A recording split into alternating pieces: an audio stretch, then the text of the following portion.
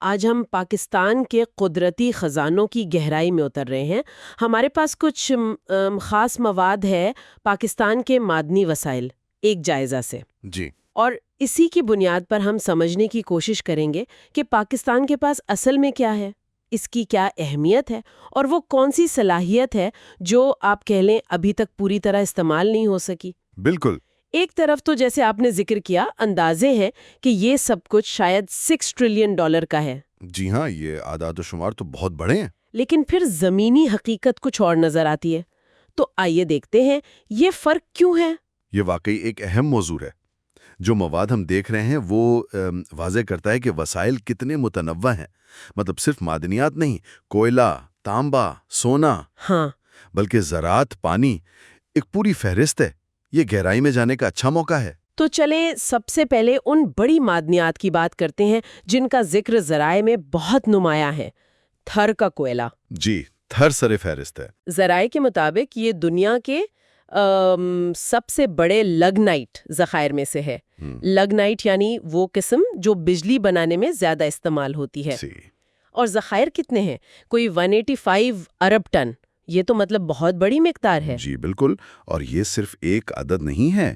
تھر کی جو صلاحیت ہے، جیسا کہ ذرائع اشارہ کر رہے ہیں، وہ توانائی کے شعبے میں خود انحصاری کی طرف ایک آپ سمجھیں بہت بڑا قدم ہو سکتی ہے۔ لیکن اس میں کچھ مسائل بھی ہیں نا، جیسے یہ لگنائٹ ہے۔ ہاں بالکل، اس میں نمی اور سلفر کی مقدار تھوڑی زیادہ ہوتی ہے، تو اس کو استعمال کرنے میں کچھ تکنیکی چیلنجز تو آتے ہیں۔ ٹھیک۔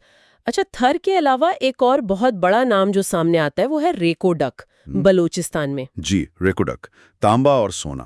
ذرائع اسے دنیا کی سب سے بڑی غیر ترقی یافتہ کانوں میں شمار کرتے ہیں۔ اندازہ ہے کہ وہاں کوئی 5.9 ارب ٹن دھات ہو سکتی ہے۔ جی، اور یہ عالمی سطح پر اگر دیکھیں تو تانبے کے 5ویں بڑے ذخیرے مانے جاتے ہیں۔ 5ویں؟ جی، اور ذرائع یہ بھی بتاتے ہیں کہ اگر یہ منصوبہ پوری طرح چل پڑے نا تو سالانہ شاید $2.8 بلین تک کی برآمدات ہو سکتی ہیں۔ 2.8 ارب سالانہ؟ جی، اور اس سے ظاہر ہے براہ راست غیر ملکی سرمایہ کاری یعنی FDI لانے کی بھی بڑی امید ہے۔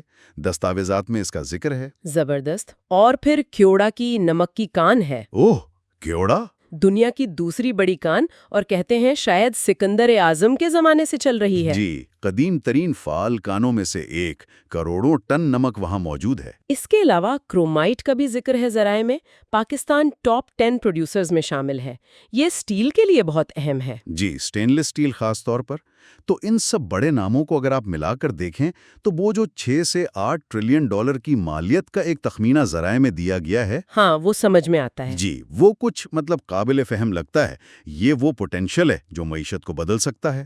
اچھا، ان بڑے کھلاڑیوں کے علاوہ بھی تو بہت کچھ ہے، جیسے ذرائع میں لوہے کا ذکر ہے، پھر وہ قیمتی پتھر۔ جی، KPK اور گلگت بلتستان کے زمرد، روبی وغیرہ۔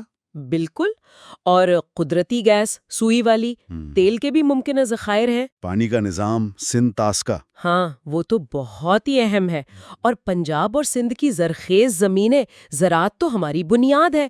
یہ سب مل کر ایک بہت بڑی تصویر بناتے ہیں۔ اور اسی تصویر کا جو معاشی پہلو ہے نا، وہ بہت اہم ہے۔